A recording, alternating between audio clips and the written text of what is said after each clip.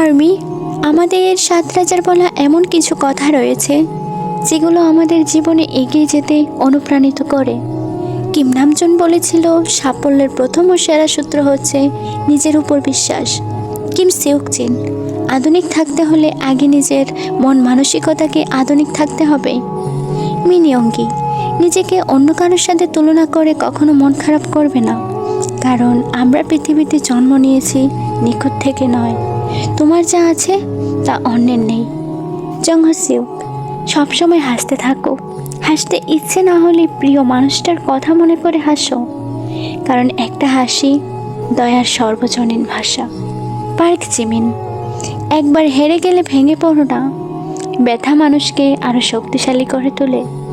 Kim তেইহং, তোমার লক্ষ্যে এগিয়ে যাও। পরিস্থিতি কঠিন হলে কিছু সময়ের জন্য থামো, কিন্তু হেরে যেও না। আর থামো